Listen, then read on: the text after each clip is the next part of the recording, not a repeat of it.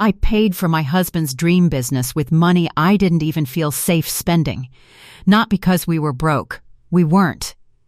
Because deep down, something in me knew, the moment I signed that check, I wasn't just funding a bakery calf. I was buying a betrayal I hadn't met yet. The first time Eli said the words "my dream," his eyes did that thing. Bright, hungry, boyish.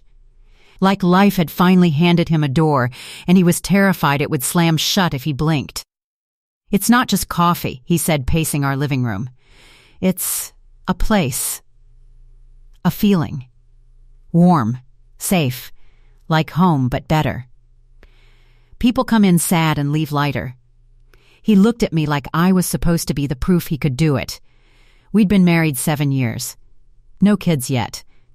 We kept saying soon, like the word itself could build a nursery.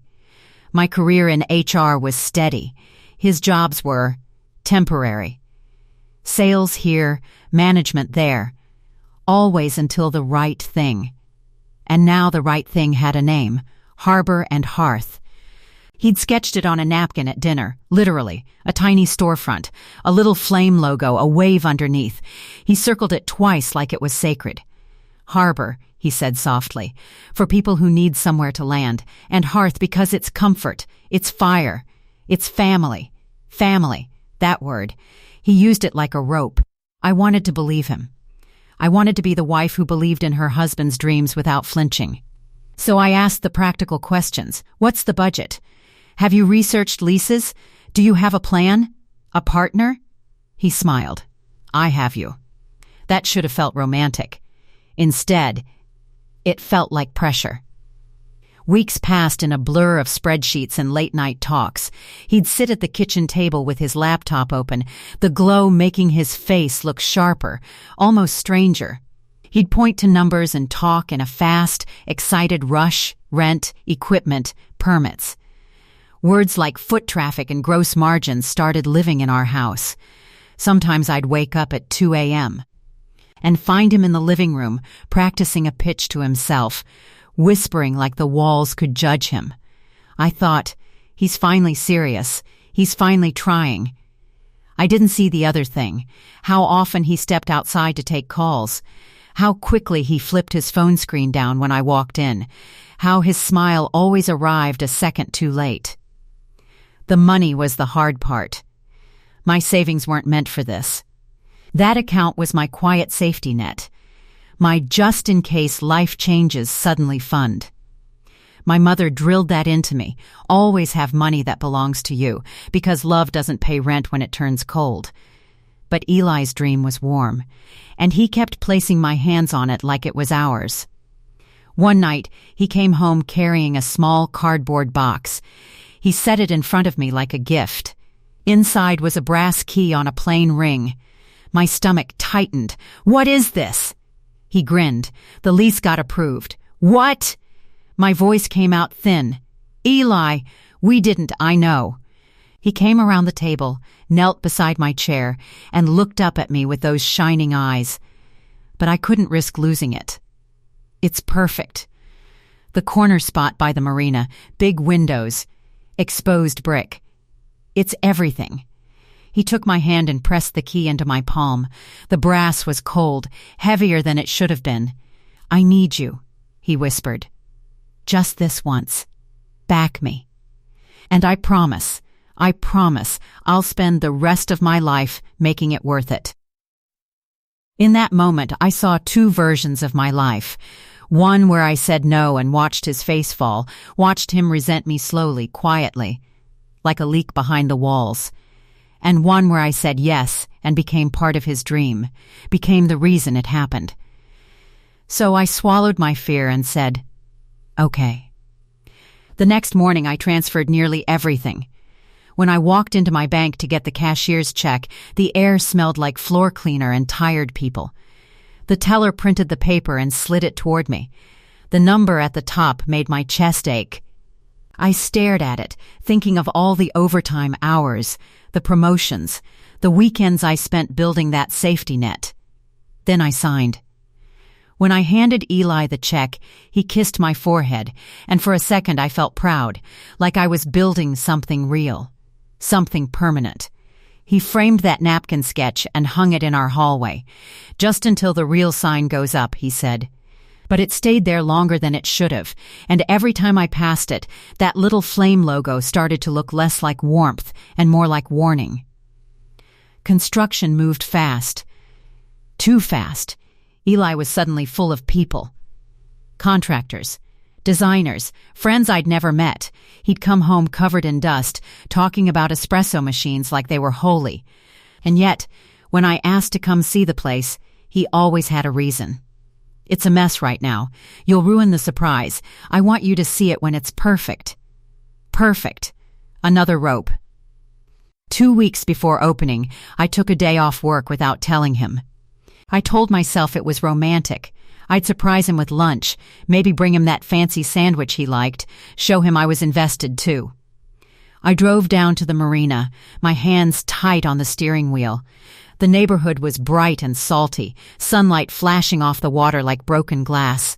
Harbor and Hearth was there on the corner, exactly like he described.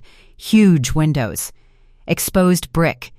A new sign above the door, matte black with the Flame and Wave logo in gold. My chest lifted. "It's real," I thought. We did this. I pushed open the door. The smell hit me first, fresh paint, sawdust, and something sweet, vanilla syrup maybe. Inside, the space was beautiful, warm pendant lights, pale wood counters, a row of stools like a promise. Eli wasn't behind the counter. A woman was. She turned when the bell chimed above the door. She was about my age, maybe a little older, with sleek dark hair pulled into a low bun. She wore a crisp white blouse and jeans like she belonged in a magazine spread about women who get things done. She looked at me, and her expression didn't shift into the polite smile a stranger gives. It shifted into recognition. Like she knew my face, like she'd been expecting me. "Oh," she said, soft and sharp at the same time. Her eyes flicked down to the bag in my hand, then back to my face. "You must be, Mara." My throat went dry. "Yes, who are you?" She stepped around the counter slowly, like she was measuring the distance between us on purpose. Her smile was thin. "I'm Rowan," she said. "Eli's partner." Partner. I forced a laugh because my brain refused to accept it. His business partner? Rowan tilted her head, studying me like I was something she'd read about. "Is that what he told you?" My skin went cold under my sweater. Then the door behind me opened, and the bell chimed again. Eli walked in carrying a box of cups. He stopped the second he saw me. The box shifted in his hands like it suddenly weighed too much. "Mara?" His voice cracked. What are you doing here?" Rowan didn't look at him. She kept her eyes on me. And she said, very calmly, like she was stating the weather, "I told you she'd come eventually." Eli's face went pale in a way I'd never seen, not even when his father died.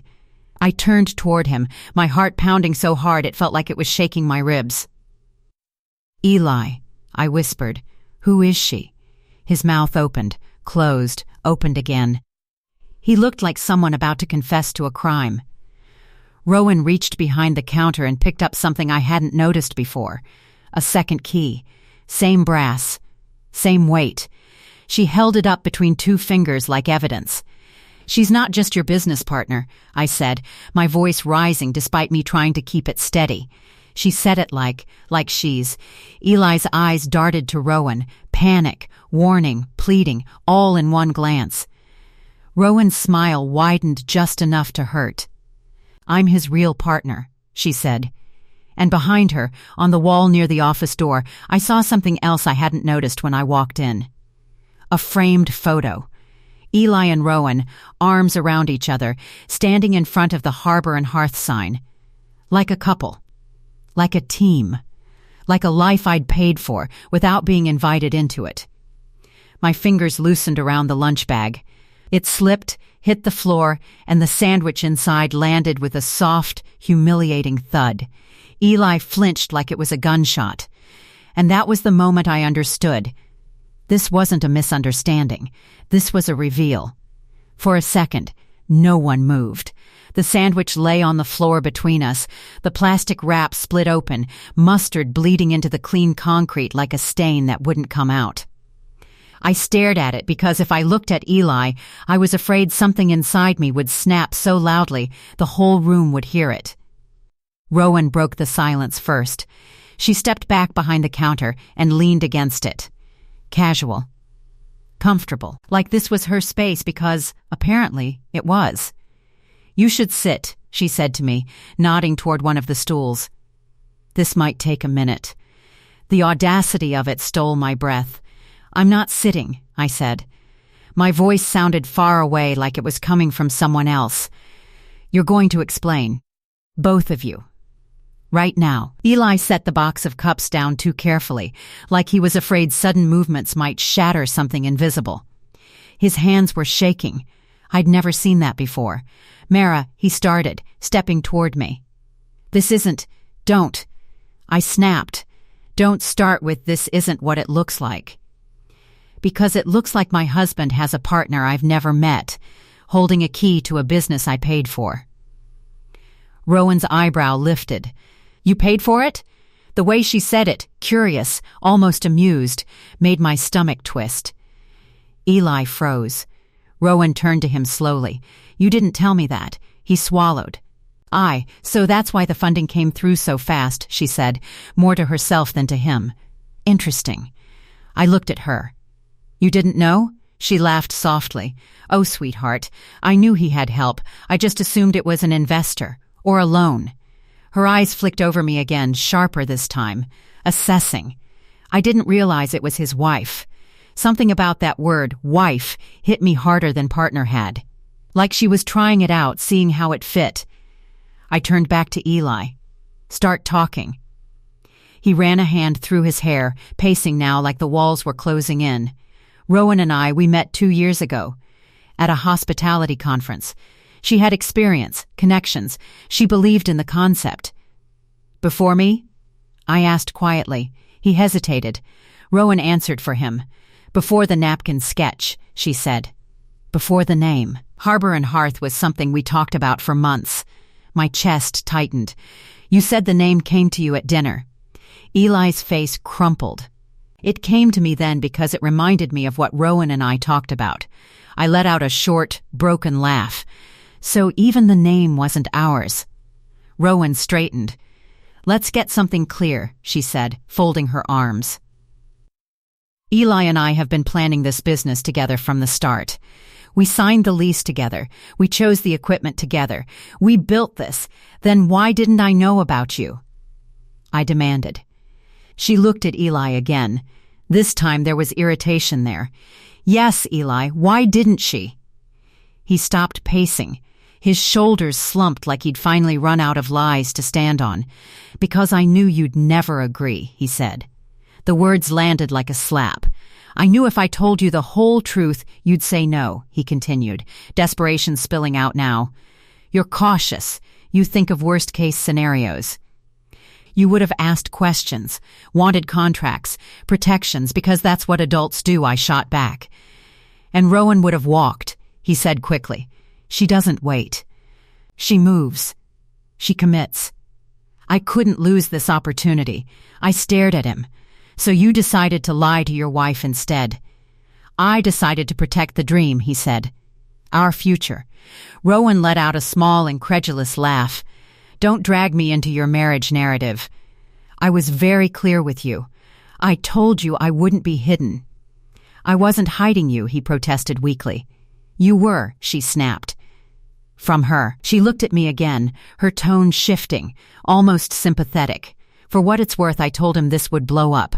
Secrets always do. My head was spinning. The calf around me felt suddenly hostile, the warm lights mocking me, the soft music humming like it didn't care my life was cracking open. I walked toward the framed photo on the wall. Up close, it was worse. Their bodies leaned toward each other naturally. Intimately. Eli's hand rested at Rowan's lower back, casual and familiar. "When was this taken?" I asked. Rowan answered. 3 months ago. Soft opening test day. 3 months ago. I'd been out of town that week, visiting my mother after her surgery. Eli had called me every night, told me he missed me, thanked me for believing in him. I touched the frame. "You look happy." Eli rushed toward me. "Mara, please.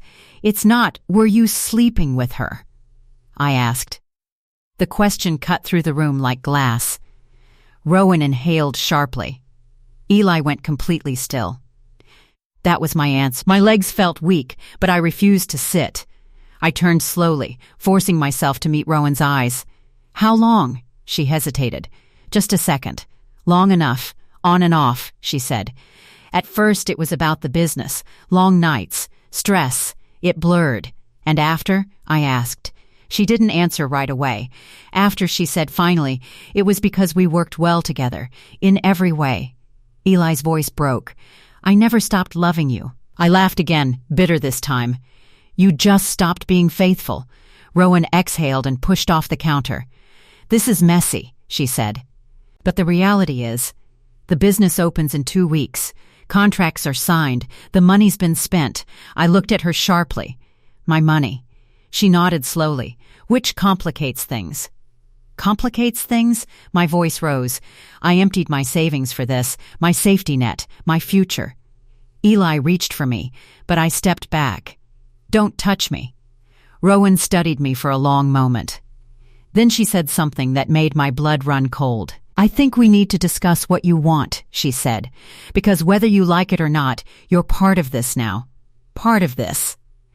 I looked around the cafe again, the counters, the lights, the logo I'd believed in. This place was built with my trust, my money, my marriage, and now I was standing in it like an intruder. "I want the truth," I said. "All of it. No more half answers." Eli nodded frantically. Okay. I'll tell you everything." Rowan's jaw tightened. "Eli, no," he said. Finally firm. "She deserves it." I crossed my arms, bracing myself. "Then start from the beginning." Eli took a shaky breath. "There's something you don't know about the loan," he said. My heart sank. "What loan?" I asked. He looked at the floor, the one I took out, against the house. The room seemed to tilt. "The house?" I whispered. "Our house?" Rowan's eyes widened. "You said you had assets." "I do," he said quietly. "Just not only mine." I felt dizzy. "How much?" He swallowed hard. "All of it." The walls closed in. Because suddenly, this wasn't just about betrayal. It was about survival. And I realized I wasn't just fighting for my marriage anymore. I was fighting for my home. The word house echoed in my head like it had its own pulse. "Our house?" I repeated, slower this time, as if changing the speed might change the meaning. "The one with my grandmother's dresser in the spare room. The one where we said we'd grow old. That house?" Eli nodded. He couldn't look at me. I felt something hollow open in my chest, not sharp, not explosive. Just empty, like a floor dropping out beneath your feet before you even realize you're falling. "You took out a loan," I said, without telling me. "I was going to," he said quickly. "Once things stabilized. Once the cafe started making money. You used our home as collateral," I said. "You risked everything we have." Rowan let out a low breath. "You told me the property was free and clear." "It was," Eli snapped. "Before construction costs doubled. Before the equipment quote changed. Before you lied again," I said. He flinched. I leaned against the counter because my knees finally gave in. The wood was smooth, newly polished, and I hated it for being beautiful while my life felt like it was rotting. "How much?" I asked again. 200,000, he whispered. My ears rang. "That's more than what I gave you," I said. "Yes, so my savings weren't even enough," I murmured. "You needed more, and instead of asking me, you went behind my back." "I didn't want to scare you," he said. I laughed, a sound that surprised even me. "Congratulations, you've succeeded."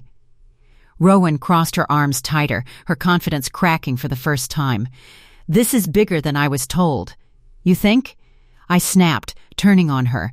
You walked into a married man's life and decided this was acceptable. Her eyes hardened. He told me his marriage was already over. The room went dead silent. I stared at Eli. You told her that? He closed his eyes. You said you felt trapped, Rowan continued, her voice steady, but edged. You said you stayed because it was easier, that you were building something new, something that was finally yours. I felt like I was watching my marriage replayed by strangers. Is that how you see me? I asked him. As a trap? No, he said, too fast. I was confused. I was unhappy. And whose fault was that? I demanded. Mine? Because I trusted you? Because I believed in you enough to fund your dream? He reached for my hands again, desperation radiating off him. I made mistakes, but I never meant to hurt you. You didn't mean to, I said softly. You just did. The calf felt too small, the lights too bright. I needed air. I'm leaving, I said. Rowan frowned. We should finish this conversation. There is no we, I said, turning toward her. Not anymore. I walked toward the door, my heart pounding, when Eli's voice stopped me. If you leave, he said, I don't know what happens to the business. I turned slowly. That sounds like your problem, I said. You should have thought about that before you gambled with my life. Outside, the marina breeze hit my face, cold and sharp. I sucked in a breath that felt like the first one I'd taken all day. I sat in my car and stared at the calf through the windshield. People walked by, unaware. A couple laughed near the water. Life kept going. Mine felt paused, hovering between what it was and what it was about to become. When I got home, the house felt different, like it knew, like the walls were listening. I walked through each room slowly, touching things. The couch we picked together, the dent in the hallway wall from when we moved in and dropped a bookshelf. The dresser from my grandmother, its chipped handle worn smooth by decades of hands. He'd risked this. I sat at the kitchen table and opened my laptop. My fingers shook as I pulled up our joint accounts, the loan documents I'd never seen but now had access to. And there it was, Eli's signature. Dated 6 months ago. 6 months of lies. I scrolled further, my stomach sinking. There were emails, contracts, Rowan's name everywhere, co-signer, managing partner, equal stake. Equal. I wasn't just excluded. I was erased. My phone buzzed. Eli. I ignored it. Then another message. Then another. Please come back. We can talk. I'll fix this. I can't lose you. Lose me, like I was a possession he'd misplaced. I typed one sentence and stared at it for a long time before sending. I already lost you. I'm just catching up. The next morning I called a lawyer. Saying the words out loud, my husband committed financial fraud, made my throat ache. But the lawyer's calm voice steadied me. Do you have documentation? She asked. Yes, I said. More than I ever wanted. Then you have options, she said. Options. That word felt like oxygen. 2 days later, Eli showed up at the house unannounced. He looked wrecked, dark circles under his eyes, clothes wrinkled like he hadn't slept. Please, he said from the doorway. Just talk to me. I didn't invite him in. You lied to me for years, I said. You endangered my home. You cheated on me. I was going to tell you, he insisted. When? I asked. After opening day? After the loan defaulted? After I found out by accident? He opened his mouth, then closed it. I need you to leave, I said. What about the house? He asked quietly. I met his eyes. That depends on what you do next. His face twisted. Are you threatening me? No, I said calmly. I'm protecting myself. He left without another word. That night I lay awake listening to the familiar creaks of the house. For the first time, instead of comfort, they sounded like warnings. And somewhere across town, in a cafe built on my trust, opening day was getting closer. Rowan texted me the next morning. We need to talk. This doesn't have to get ugly. I stared at the screen. Because I finally understood something important. Ugly wasn't coming.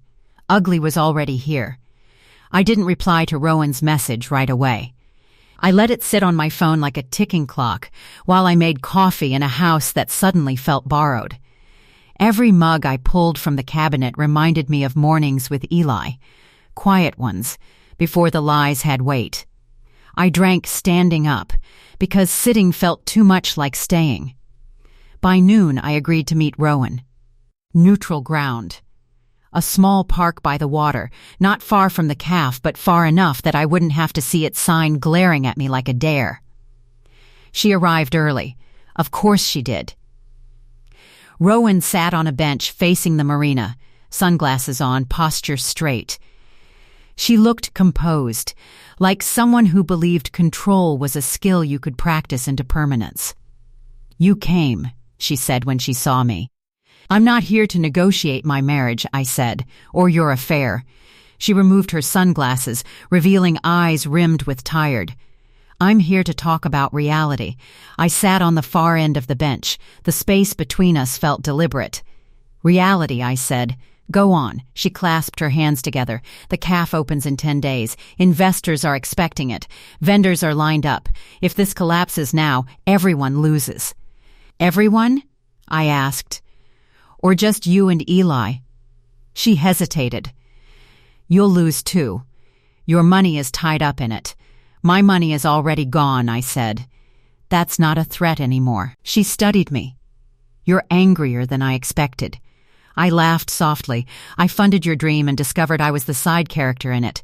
What reaction were you hoping for?" Rowan sighed. "Look, I'm not proud of how this started. But what's done is done. We can move forward without destroying everything." I turned to her. "What does forward look like to you?" She took a breath. "You stay silent. The business opens. We pay back the loan. You get your money returned over time. And you?" I asked. She met my eyes. "I keep my partnership. And my husband?" Her jaw tightened. "That's between you and him." There it was, the heart of it. "You want me to absorb the damage so you can keep the prize," I said. "I want to minimize fallout," she replied. "For whom?" I asked. She didn't answer. I stood. "I'm done being minimized." Her voice sharpened. "If you go public with this, you'll destroy him." I turned back slowly. "He destroyed himself." "And you'll be collateral damage," she said. "People will talk. They always do." I smiled thinly. "Let them." Rowan stood too now, irritation cracking her calm. "Think carefully. You don't know what you're up against." I looked at the water, the boats rocking gently, free because they weren't anchored to lies.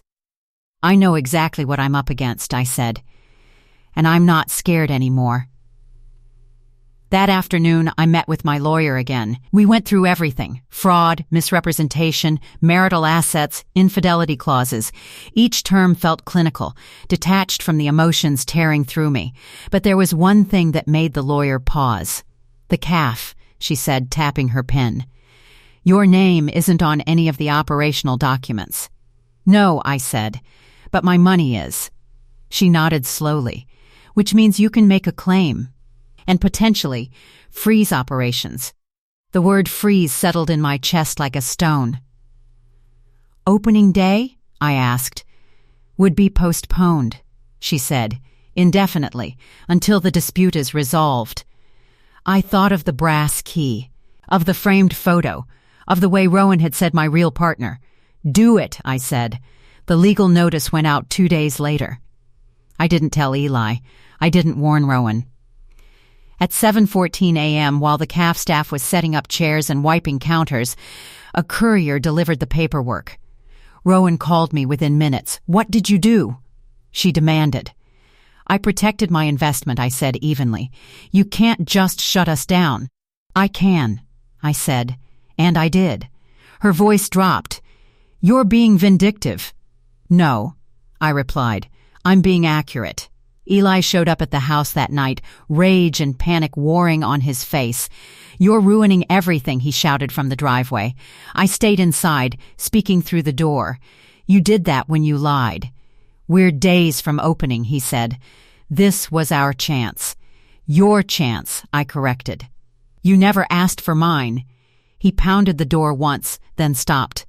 His voice broke. "I don't know how to fix this." I closed my eyes. That's not my job anymore. A week passed. The cafe stayed dark. The sign unlit. The windows covered with paper. Rumors started. Online chatter. Whispers at the marina. And something strange happened. With every passing day, my chest felt lighter. I packed a suitcase. Just essentials. Clothes. Documents. My grandmother's dresser handle, unscrewed carefully and wrapped in a scarf. On the morning I left the house, I paused at the doorway. This place had been a harbor once. Now it was just a reminder of what happens when you anchor yourself to someone else's dream. I drove to my sister's place 2 hours away. She hugged me like she'd been waiting for this moment. "You can stay as long as you need," she said. For the first time in months, I slept without dreaming. 2 days later, my lawyer called. "Rowan wants to talk again," she said. She's reconsidering her position. I stared out the window at a quiet street, leaves skittering across the pavement. "Tell her," I said, "she can talk. But this time, it's on my terms." Because the story wasn't over yet. And the final reckoning was coming. Rowan didn't choose the location this time. I did. A law office conference room, glass walls, long table, neutral colors, no warmth, no charm. Nothing that could be mistaken for comfort. I wanted every word to echo. She arrived with a lawyer. So did Eli. Seeing them walk in together still hurt, but the pain was different now, duller, like a bruise you stop protecting once you accept it's there. Eli wouldn't look at me. Rowan did. Her expression was tight, controlled, but the confidence she once carried like armor was gone. We sat. My lawyer opened her folder first.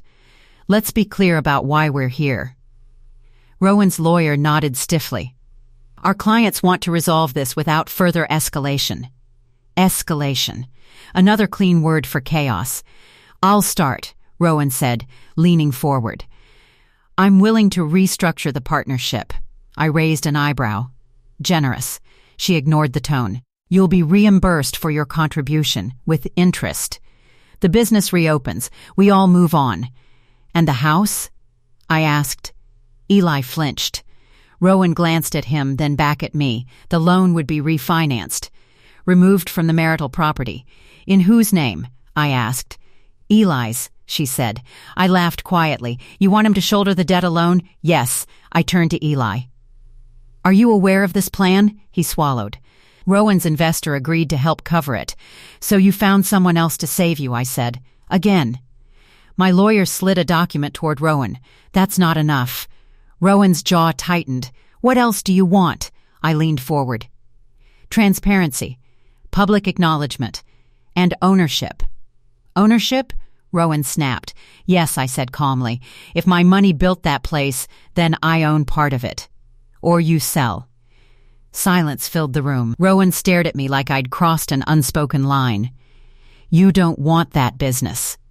"No," I agreed. "But I want what it represents." Eli finally looked at me. "Mara, please. This will destroy the cafe." "I know," I said. "That's why you should have thought twice before building it on lies." Rowan shook her head. "You're doing this out of spite." "No," I said. "I'm doing this out of clarity." I let my lawyer speak after that. She laid out the options with precision: buyout, sale, or litigation. Each path cost something different. Time. Reputation. Money. Rowan's lawyer whispered in her ear. Rowan's face hardened. "This isn't personal," Rowan said finally. "It's business." I smiled faintly. "That's what you told yourself to justify everything else." Eli spoke then, voice barely above a whisper. "What do you want from me?" I looked at him fully for the first time in days. Really looked. The man I married was gone. In his place was someone small, frightened, and unfamiliar. "I want you to sign," I said. "Everything. The house, the debt, the business claim. Mara, and I want a divorce," I added. "Filed today." The word divorce hung in the air, heavy and final. Rowan exhaled sharply, Eli's eyes filled with tears. "You're throwing away 7 years," he said. "No," I replied. "I'm taking back the rest of my life." The meeting ended without a handshake. 3 days later, Rowan agreed to sell. Not because she wanted to, but because her investors didn't want their names tangled in scandal. The cafe never opened. The sign came down quietly one morning, like it was ashamed of itself. Harbor and Hearth became an empty corner again. The house loan was transferred fully into Eli's name. He moved out of state to live with his brother. We spoke once more, only once, to finalize paperwork. "I really did love you," he said. "I believe you," I answered. "You just loved yourself more." The divorce was clean, fast, no children made it easier. On the day the papers were finalized, I went back to the marina alone. The cafe space was empty now. Sunlight poured through the windows, illuminating dust where tables had never been placed. I stood there for a long time, listening to the echo of my footsteps. That night at my sister's house, I opened my suitcase and took out the brass key, the one Eli had given me. I turned it over in my hand, feeling its weight. Then I walked outside and dropped it into the river behind her house. It sank without a sound. Because some doors don't need to be closed. They just need to be let go. I thought the ending would feel louder. I expected rage, or triumph, or at least some cinematic moment where I stood taller because I'd won. But the truth was quieter than that. Softer. Like a room after a storm, when the windows are open and the air is still deciding what it wants to be. After the divorce papers were signed, life didn't rush in to fill the space Eli left behind. It crept, slowly, carefully, like it didn't want to scare me. I stayed with my sister longer than I planned. Weeks turned into months. I helped her with school runs, cooked dinners, folded laundry that wasn't mine. Ordinary things. Grounding things. Every small routine felt like stitching myself back together one careful thread at a time. Sometimes, late at night, I'd catch myself replaying moments. Eli at the kitchen table with his laptop, the napkin sketch framed on the wall, the way he said family like a promise instead of a word. I stopped myself from asking the questions that no longer mattered. Why her? Why lie so long? Why wasn't I enough? Those questions are traps. They look like reflection, but they lead nowhere. Instead, I started asking different ones. Why did I ignore my instincts? Why did I confuse sacrifice with love? Why did I believe supporting someone meant erasing myself? Those questions had answers. One afternoon, months later, my lawyer called with final confirmation that all financial ties were fully severed. No loose ends. No surprises waiting in the dark. When I hung up, I cried. Not because I was sad, but because something inside me finally unclenched.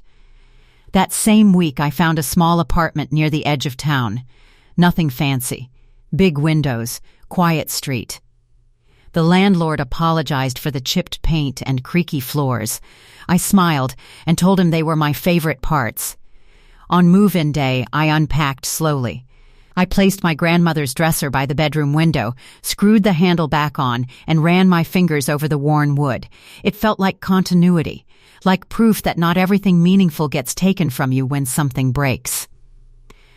I bought one plant. Just one. A stubborn little thing with thick green leaves. The woman at the shop said it thrived on neglect. Perfect, I told her.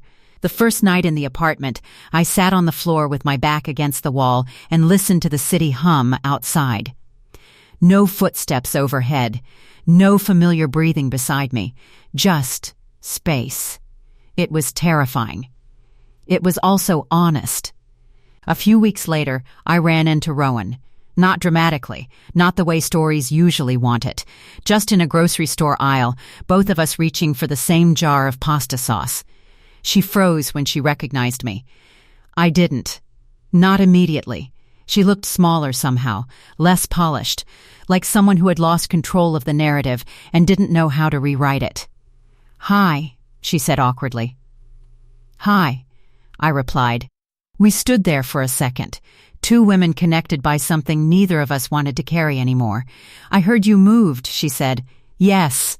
She nodded. I'm sorry, for my part in everything." I studied her face. The apology wasn't dramatic, it wasn't even particularly emotional. But it was real. "I know," I said. She hesitated. The calf, it never would have worked. I smiled faintly. No, it wouldn't have. We both reached for different jars this time.